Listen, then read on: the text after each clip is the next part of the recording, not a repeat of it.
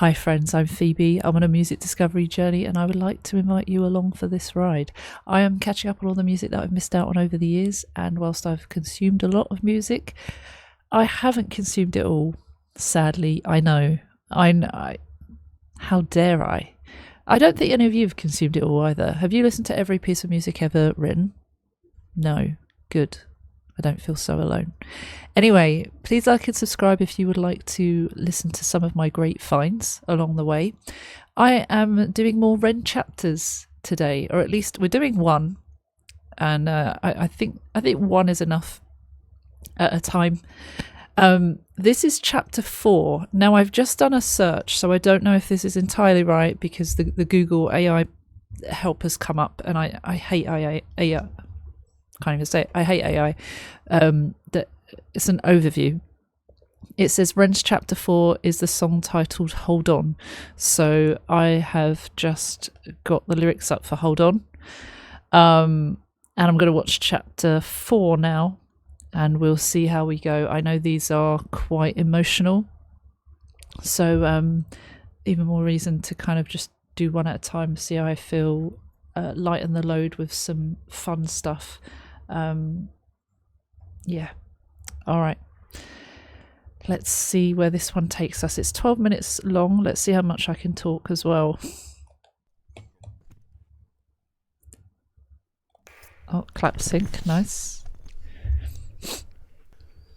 During the year I spent living back with my mum, I was leaning even more heavily into scouring the internet for answers. It became like an obsession. Most people my age were watching porn. I was on PubMed learning about mitochondria. I educated myself in things like methylation, the building blocks of mitochondria, various immune cells and their functionality, and which supplements could help theoretically bring about homeostasis in my body. I taught myself of the various pathogens that could lead to the symptoms I was experiencing. Around this time I started ordering medical test kits from private medical facilities. I had a eureka moment when, after posting some poop in a tube to a lab in London, I discovered I had an amoeba and another more benign gastrointestinal parasite called blastohominis. Bloody hell. Just to not echo what he was saying, but from when you're in such a frustrating spot with medical stuff, you don't know what's going on, you desperately try to search anything that might be a clue, and it's clear that that's what Ren was doing. He was saying everyone else was doing all these other things that at that age you would hear people talking about, but he was going deep into science to find out what might help him. And it's deeply upsetting when you think that's years of his life that it was spent frantically trying to find answers to something that the medical staff couldn't find for him initially. I understand it, his Lyme's disease was from a tick bite, I think. I have watched a few of the other videos since as well, so not everything. We haven't listened to everything in Ren's library, but yeah, I know a bit more now, and it's enlightening. Also, there was a video that was posted on an editing page on YouTube. Now I can't remember what it was, but it collated all the old stuff that Ren would post on Facebook. So I've been watching that, but it's quite long, but I've watched about the first 30 minutes, and it's just interesting watching his journey and trying different soups and different bone broth, I think was one of the things that he tried. And there was a funny part where he said he was cooking some bone broth on the stove and turned around and his t-shirt caught on fire. There's like nice, like funny things, silly things that you can kind of like laugh along to, but then there's also this side where he was really struggling, and he was sharing his video diary, and that's sad to watch. You feel heartbreaking. Your heart breaks for him because you just wish that he could have been able to enjoy all of his days rather than a percentage, and spend a lot of time in bed. And yeah, it's certainly for me, it feels important to watch that journey and see his harder days as well as his good days. I think that's really useful, actually, especially with people that were going through it as well. But I had an amoeba and another more benign gastrointestinal parasite called blastohominis. Both could plausibly lead to systemic pain and fatigue. Upon researching the best course of action, I found this doctor in New York who was a world-renowned specialist in treating parasites. Return flights to New York booked far enough in advance were a couple of £100 back then. The treatment itself was pretty cheap. I was in no way in a strong financial position, and neither was my family, so I did what I always do when I needed to get money. I wrote and recorded some songs from my laptop from bed. One about getting to New York to find a cure. I don't know why my brain just went, wait, what did he do? I don't know. And also, no judgment from anyone. But yeah, so he worked so hard, even when he was at his lowest points, sickest points. He did that from bed. Wrote and recorded some songs from my laptop from bed. One about getting to New York to find a cure. I sold a modest amount of digital copies to my Facebook friends and my friends and family, just enough to afford a trip. During this time, my symptoms had gotten a lot worse, so the entire visit was a bit of a blur. I remember sitting in a waiting room and struggling to find an inch of wall space that wasn't taken up by the countless medical qualifications and the diplomas attached to it. I half expected the walls to start bragging about their Ivy League connections and debating the latest medical research while us mere mortals waited to be called in. When I was finally on the doctor's table, I was told to take off my clothes and put on a blue disposable paper robe. An old man in his 80s hobbled in, pulled on a medical glove, and proceeded to cover his finger in Vaseline. My heart sunk. I was pretty sure I knew what was coming next. I suddenly wished I'd experimented more with my ex-girlfriend.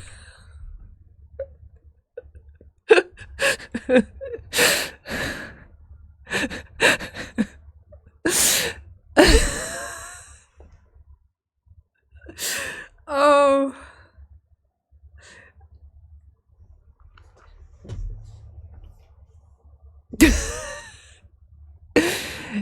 He has this ability to make you laugh even when he's talking about like horrible things, and it's there's a comfort to that. There's a strange, if you can't poke fun at it, what else can you do?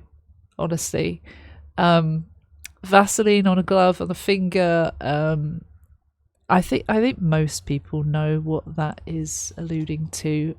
If you don't, let me know in the comments. But I think you do. If you do, how about help the people out in the comments that don't know. Maybe comment before they ask, so they can read the comments and see what your suggestions are. I'd love to know what you think that means, by the way, in the comments. Can everyone just put what they think that means in the comments? Yeah? Thank you. Points for the most colourful answers. Sure, I knew what was coming next. I suddenly wished I'd experimented more with my ex-girlfriend. I didn't want to lose my backdoor virginity like this. He could have at least done me the courtesy of putting on some Marvin Gaye and lighting some candles, but instead I lay in uncomfortable silence on a brightly exposed operating table.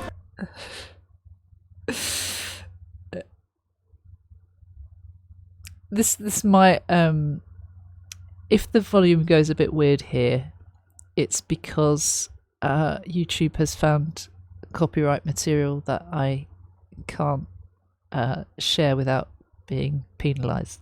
But just in case it isn't, well, just in case it is, that would be why. And hopefully the audio will go back to normal shortly. I wonder if Ren is setting up the scene, but it doesn't actually, that isn't what happens. But it might be what happens. Who knows? Who knows? Backdoor virginity, eh? Anyway. While a firm-handed oak bed I lay in uncomfortable silence on a brightly exposed operating table. While a firm-handed, overqualified old man inserted his index finger forcefully into my anus. Okay, yeah, it did happen. Yeah. Qualified old man inserted his index finger forcefully into my anus. He never wrote to me afterwards. Oh dear. Nonetheless, I was officially diagnosed with a parasitic amoeba and given a course of heavy-duty antibiotics to take. I believe it was paramomycin and secnidazole. After the course was finished, I pooped into a tube again, and they confirmed I got rid of the parasites. The constant internal techno raves and gurgling which usually plagued my stomach ceased, but I felt just as crap. So it was perhaps a misdiagnosis, on the right track but not the right thing. Also, if some of the video is blocked as well, it's probably because copyright flags come up with bits of video as well, which has happened before in a chapter at certain points. Internal techno raves and gurgling which usually plagued my stomach ceased, but I felt just as crap. And on top of all of that, I started becoming allergic to everything. Oh. And I mean fucking everything. The antibiotics had triggered some sort of massive food intolerance reaction. Oh. Whenever I'd eat certain foods, I'd get hit with a sudden hangover-like feeling, and my face would swell up. Jeez. I'd later learned this was something called MCAS, and it was triggered by the antibiotics. This was the first time I felt the crushing defeat of pinning a lot of money, hopes and time into a treatment only for it to make me worse. God. I'd felt it to a small degree with every failed herbal protocol, every antidepressant that gave me side effects, but this was on a much larger scale. I almost felt guilty and full of shame for not getting better. Oh. It's awful that he felt these things because he wasn't getting better, and also, yeah, I can imagine he feels like he wasted time and money on something that didn't help ultimately. It's really hard to get in that frame of mind and try and get out of it, because you're at a point where you're like, what the fuck am I doing? Where the hell do I go from here? And God, just, yeah, it's heartbreaking. On a much larger scale, I almost felt guilty and full of shame for not getting better. I told my friends and family that this was going to be the thing that cured me.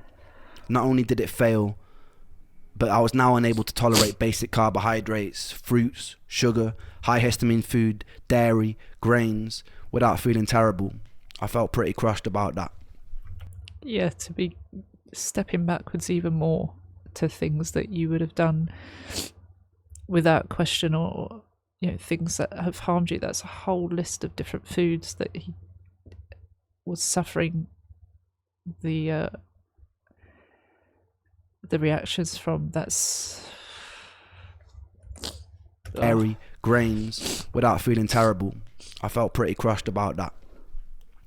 Despite this, some tenacious part of me had a perseverance that didn't want to stop looking for answers.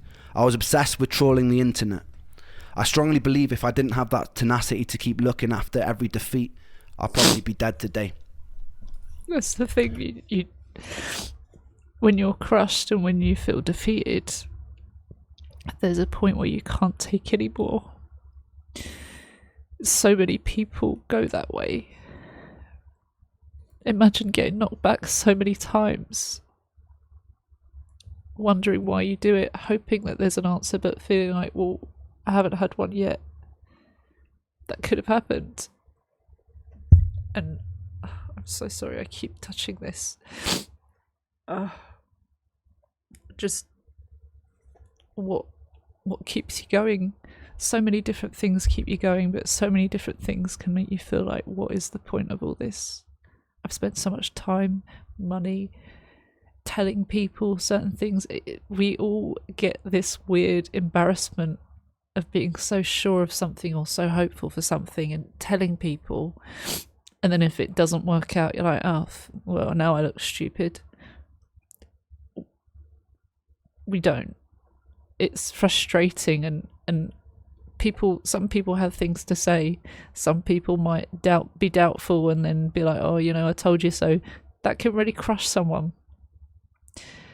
And that's probably why we feel that shame, even if people don't do that, even if it's just only what we think people might do.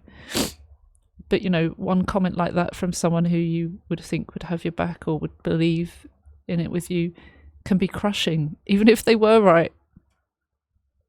So it's a very delicate subject, because this isn't just something he was suffering for a couple of weeks, or even a couple of months. So After about a year of living with my mum in North Wales, I got the itch, and I decided that I'd make a bold move to Brighton. Most days I didn't really have the energy to do much other than short walks, but I had a friend over there who lived with Emmy for years. It felt like a safe space, a place of understanding. Being a 23-year-old living with his mother didn't feel very cool either. yeah, it's not easy, no matter what age you are. Brighton, it's a really nice place. I love going to Brighton. Yeah. He had a free room going and he was a legend. I desperately craved my own independence. After going through the heartbreak of losing love and losing the exciting career opportunity, I needed to feel like I wasn't just sitting in the tomb in Wales waiting for death, even if it was a struggle.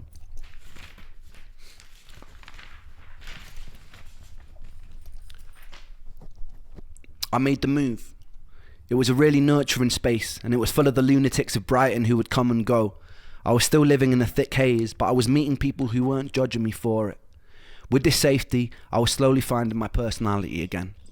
Despite the comfortable environment, it seemed my symptoms were only getting worse. I started having pretty constant panic attacks. The first one felt like a heart attack. I'd never experienced a panic attack before, so I wasn't familiar with the symptoms. My whole face went numb, and my heart felt like it was about to beat out of my ribcage. I panicked and I phoned an ambulance. They put me in the back, they took all my vitals, and they told me I wasn't dying. I felt disappointed. These attacks would happen pretty habitually every week or so. My symptoms of derealisation seemed ever increasing. Derealisation is hard to describe to someone who's never experienced it. The closest thing I can come to is feeling like you're on bad drugs. You feel disconnected from yourself, like your soul has been vacuumed out of your body, and nothing around you quite feels real. Everything has an unusual undertone and nothing feels safe. That's interesting. Also, that's Mr. Robot, isn't it? That was something I started and never finished, if that is it. I remember one night in the first year that I lived with Ben, there was this lightning storm of torrential rain. I went outside and I stood in a t-shirt hoping I'd be hit by a bolt of lightning and it would somehow shock me out of it. Unfortunately, I wasn't on Zeus's hit list that day. This urge to be shocked back into reality didn't really leave me. I remember one day I was walking back from the shops. I found an old analog television in an alleyway that was being thrown out. I can't quite remember the thought process that led me there. I just remember feeling angry, and I decided to smash the fucking pieces out of the TV in the alley. I picked it above my head and I hurled it towards the ground. The screen cracked, but it didn't shatter like I hoped it would. I did it again and again and again until there were large shards of glass lining the street. I saw one about the size of a kitchen knife and I picked it up. It's hard to rationally explain self-harm that's not a cry for help, because this wasn't a cry for help. I'd cried for help multiple times and no one listened. The pain I felt inside my body could never be done justice with words. There's a certain horror, a certain frustration of living in a body that would never give me a moment of peace. I felt constantly alienated. I had no doctors to tell me what was going on. They made me feel like a hypochondriac. There are no combination of words in the English language that can express that pain, that can express that frustration. There's no song I could write that would make you understand. In that moment, the closest and truest way I had of communicating my pain was driving a shard of glass into my chest and dragging it across until the blood was dripping down my body. It didn't hurt very much compared to what was already going on inside of me, and it didn't really help me feel better either, but it was truth. Oh.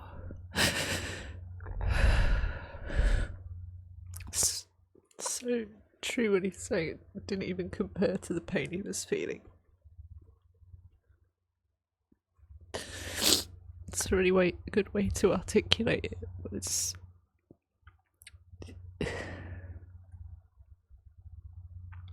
just not a nice thing. And there was beauty in that.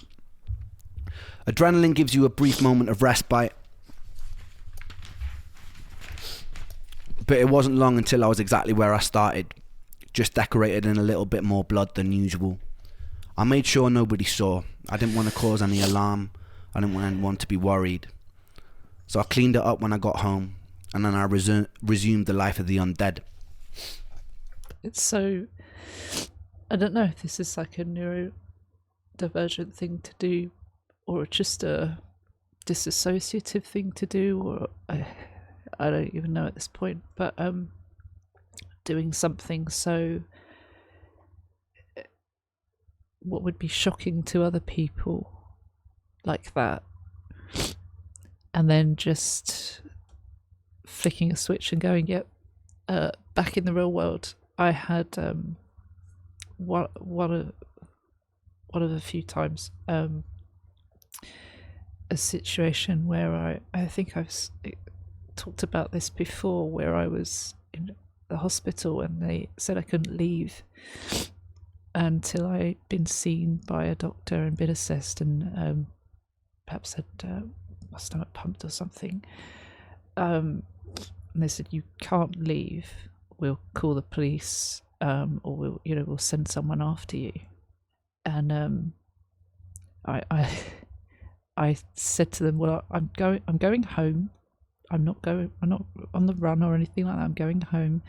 I assured them I wasn't a danger to myself, despite the fact that they had every reason to think that. And I went home on my own. I got a friend to drop me home. They had other things to do. They left. They didn't know. They thought I was there with someone else, because that's what I told them. So they didn't think I was there for me.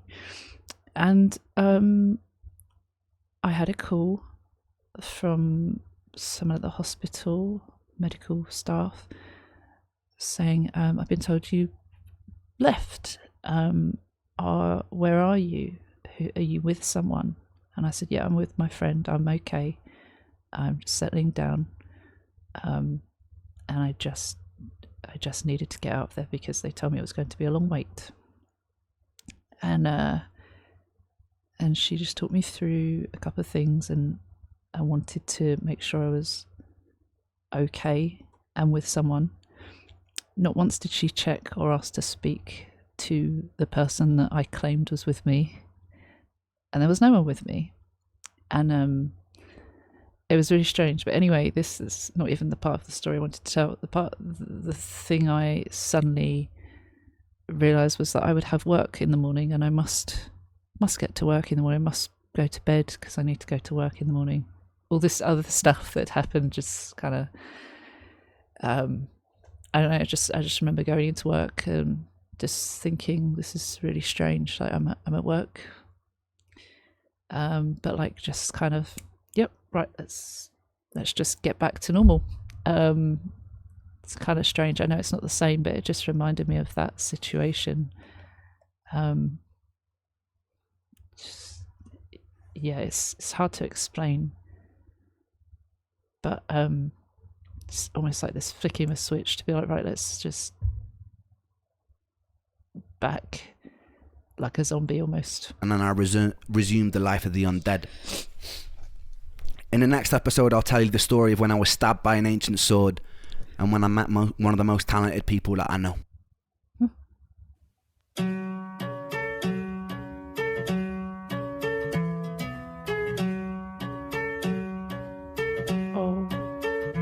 I got tears on my sleeves, hold on, and holes in these jeans, hold on. I haven't slept in weeks, hold on. I haven't found no peace, hold on. I get my teeth tied, hold on, and these tears run dry, hold on. Two bloodshot eyes, hold on, two bloodshot eyes. I don't belong here, in a place where life has left me. I'm 25 going on 150. My body feels old and I'm trying to lift the weight from my soul, but it's moving against me. I've emptied out my tear ducts, I lift my middle finger up, I'm screaming fuck you to all the demons here that keep me stuck. The pain is sharp like paper cuts, I hate them much, but yes I trust. I must combust, I must blow up, I must have all this courage up. Boom, sparks fill the room, I'm feeling the rhythm I move. My soul is more worn than the soles in my shoes.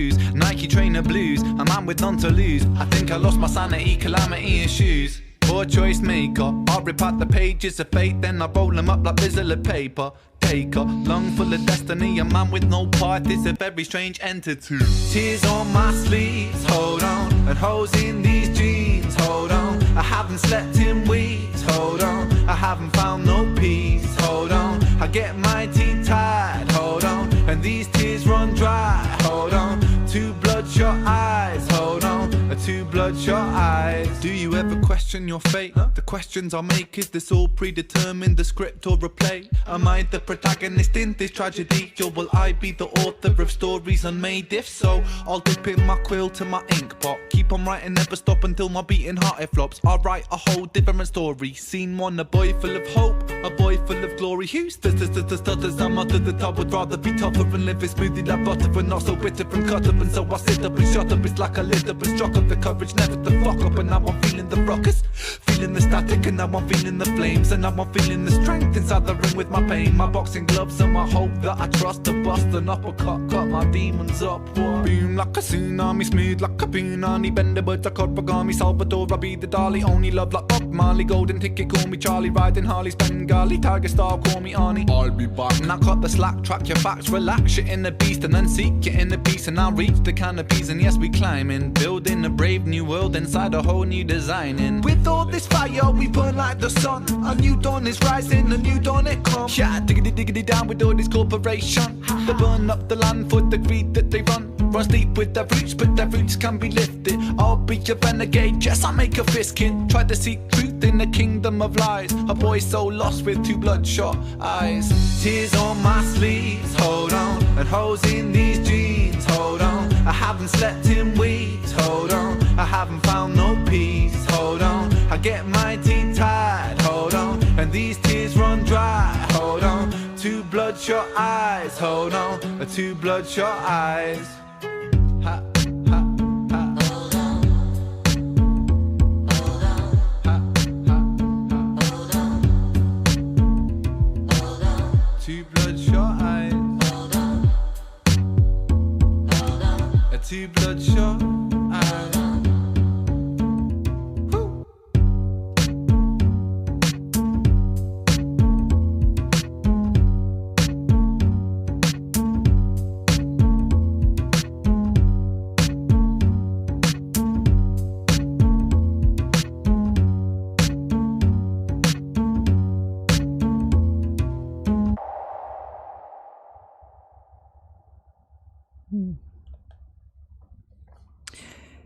Well, it's nice to learn more about Ren, but it's sad because it's a sad story, isn't it? I like the sentiment of that though. Hold on. So yeah, it does. The title makes sense in itself. Hold on. Despite all of this crap that he's been going through, he's telling himself to hold on. I got tears on my sleeves, hold on. Holes in these jeans, hold on. Haven't slept in weeks, hold on. Haven't found no peace. Haven't found no peace means you have found some peace. With a double negative. But, hey, just, some people talk like this, so no judgment. So he's talking about all the result of him going through this struggle. Tears on my sleeves, holes in these jeans, haven't slept in weeks. All these difficult results. No sleep. Clothes are falling apart. I'm crying. I get so tired. I get mighty tired. These tears run dry because he's cried so much. Two bloodshot eyes because he's been crying so much. He's not in a good place.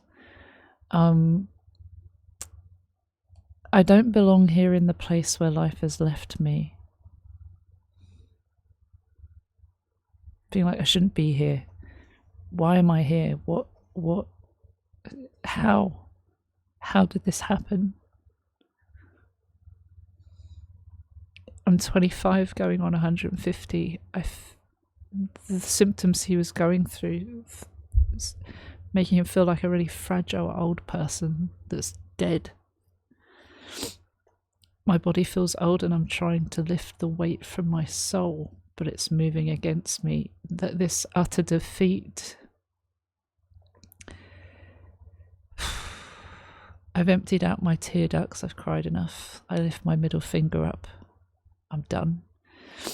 I've cried enough. I've cried all my tears I've got to cry. Now I'm done.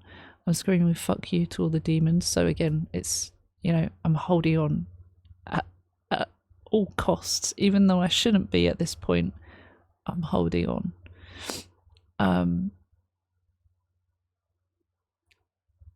Screaming fuck you to with demons here that keep me stuck. Same thing. The pain is sharp like paper cuts. I hate them much, but yes, I trust. I must combust. I must blow up and muster all this courage up. I've got to overcome this. Boom, sparks fill the room. I'm feeling the rhythm. I move. My soul is more worn than the soles of my shoes. So again, it's talking about I'm so run down. I'm so defeated, but there is something I'm trying to muster up this courage to hold on. Night trainer blues, blues being sadness. A man with none to lose. He's at the lowest of the low, right? Feels it. And the only way must be up. Surely. I've got nothing else to lose. I think I lost my sanity. Calamity ensues. It's chaotic. It's panic inducing, like you said. It gets anxiety from it. Going mad here. Going insane. Poor choice makeup. I'll rip out the pages of faith. So poor choice makeup. Is it poor choices make up losing sanity? Is it poor choice makeup? I'm not sure on that line. I'll rip out the pages of faith and I'll roll them up like rows of paper. He's books of prayer, pages of faith, holy religious stuff that is supposed to give you hope and bring good things to people. He's lost his faith in anything, and he shows how meaningless it is and how much he doesn't care about it by ripping up pages and using them to smoke, burning them. Lung full of destiny. I guess smoking can make your years decrease. A man with no path is a very strange entity. He feels lost. He doesn't know where to go next. But the song is telling him to hold on, because the chorus then comes back to remind him of that. Then the second verse, do you ever question your fate? Huh? He says, huh. Like questioning it. The questions I make, is this all predetermined, the script or a play? It must feel like that. Was this my destiny in the first place? Was this all planned out, or can I change it? Am I the protagonist in this tragedy, or will I be the author of stories unmade? Yeah, has someone else written this for me, or can I do this myself? Can I change the narrative here? I think that's what that means. If so, I'll dip my quill to my ink pot. Keep on writing, never stop until my beating heart it flops. He's saying, I want to take control. I'm gonna try, hold on, and perhaps keep holding on. Keep trying to change this story. Keep trying to find another solution, even though I feel like I've tried everything here at this point. Money, flights, time, so much. He's got nothing to lose now, because he's spent it all, lost it all to him, I guess. I'll write a whole different story. Scene 1, a boy full of hope, a boy full of glory, who stutters. I'm at. I would rather be tougher than live it smoothly like butter, but not so bitter. Ricotta. He's showing off with his lyricism there, but also he's saying he'd rather be tougher than full of hope and glory, perhaps. Have a less of a struggle. Not be so bitter, not be so angry at the world. Perhaps in dealing with things, not deal with things in the way that he might have dealt with things angrily. But so I sit up and shut up. So I pull myself together. It's like a little bit stuck up. the courage never to fuck up, and now I'm feeling the ruckus, feeling the static, and now I'm feeling the flames. He's feeling the chaos of it all. He didn't want to mess up, and even though he can still keep going. He's feeling the flames, he's feeling the fire rising inside him, the motivation. Now I'm feeling the strength inside the room with my pain. My boxing gloves are the hope that I trust to bust an uppercut, cut my demons up. So yeah, this is him. This is a strength that's taking over him, and he's feeling that motivation again to hold on. Boom, Lucas, like a tsunami. A big eruption, a big wave that's come over him. Smooth like a punani. I don't have to explain that. If you want to know what that means, Google it, I think. Bending words like origami. Origami is paper art. And he does that with words. He shows off with his lyricism there. Salvador, I will be like Dali. Dali is an artist, famous artist, and a very cool one as well. Check out his work. Only love like Bob Marley. Bob Marley sings about love and, you know, being happy. Gold ticket, call me Charlie. I'd missed that bit the first time, but Charlie and the Chocolate Factory, golden ticket. So he's talking about all the positive things. Riding Harley, Bengali tiger style. I don't know that part. I don't know that reference. Call me Arnie, I'll be back. As famously Arnold Schwarzenegger has said, I'll be back. There's that reference. And I cut the slack, track your back, relax your inner beast, and then seek your inner peace. Find your peace, get that motivation, hold on. Keep going. I know it's a struggle, and we can freak out, we can have panic attacks, and we can fuck up, or we can be defeated, but we can still hold on. If we just overcome that, take a moment to recenter and hold on. Don't lose it. I'll reach the canopies, and yes, we're climbing, braving, building a brave new world inside a whole new designing, trying to take a different stance on it and start again, building a whole new world, creating a new story, changing the narrative. With all this fire, we burn like the sun. It's a raging fire, it's a raging motivation, it's huge, it's a strength to pull through. A new dawn is rising, the new dawn it come. Diggity diggity down with all these corporations. They burn up the land for the greed that they run. It's kind of sad, isn't it?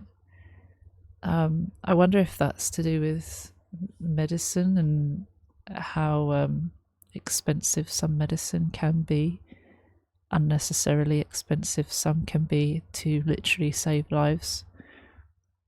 One of the biggest causes of bankruptcy, at least in America, is medical bills. Imagine capitalizing on that. That's disgusting. It might not be, but it could be a hindrance, and it could be a frustration that he has.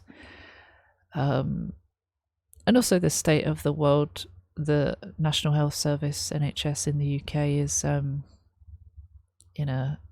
its worst state, I think, that it's been in for a long time, and we are so lucky that we get access to free healthcare, but it's not all great, and it feels ungrateful to moan about it.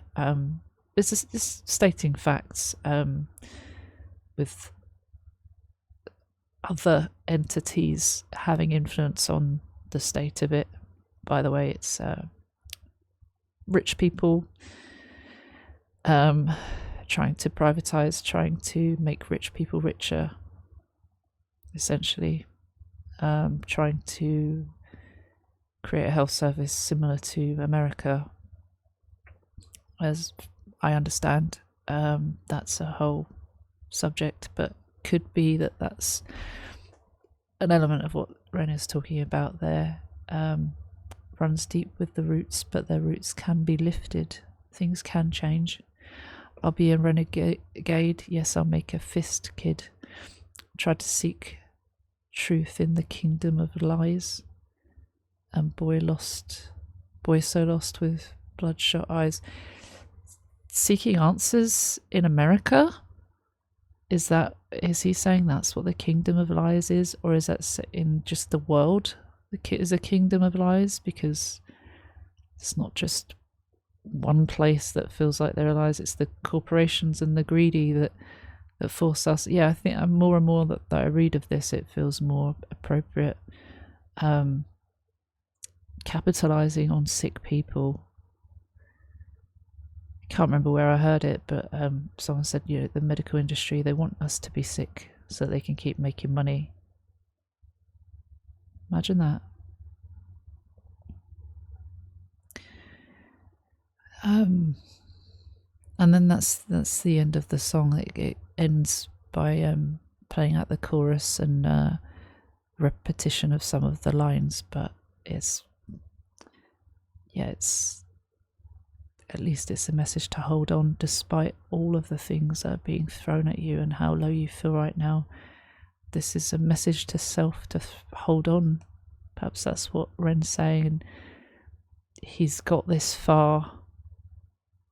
It does feel like he felt like he was wanting to give up, but he's had some attempts at doing that and has come out the other side, so there's a reason why he's still here. I'm glad. And if anyone else has been through that or is going through that right now, please hold on. There are signs to keep holding on. There are signs to not as well, but listen to the signs to hold on. Because you won't always be feeling this way. I know that. I've felt that. And I don't feel like that right now. I don't feel like that anymore. And that feeling might come back at some point, but there are lots of reasons to hold on. There are, even if you don't realise. I'm not going to watch the song again just because at least I've been able to read it and listen and spend 43 minutes talking. I mean, that's 3/4 of the video. Thank you for watching. Shout out to everyone that's supporting the channel that's not through monetary things. Shout out to everyone who is watching this right now. Shout out to anyone who has been able to like and subscribe. Shout out to anyone who has been able to comment. All of those things are things that I am not entitled to and I'm very grateful for. Also, shout out to anyone who makes requests over on Ko-fi. Donations really keep me going as a channel, keep me going more towards full-time content creation, which I'm doing anyway. I'm 100% doing full-time hours for all the things I'm doing at the moment. It's very difficult, but it's worth it. Stuff like this I love. And shout out to everyone on Patreon as well. If you join from £1, your name goes at the end as a thank you. But I don't expect everyone to be able to afford even £1. Some people are like, oh, it's just £1 a month. That's money that some people don't have. So I just want you to know that even if you don't appear here, you are still of huge value, and I appreciate you. Thank you. I'll see you for another one soon. Take care. Bye bye.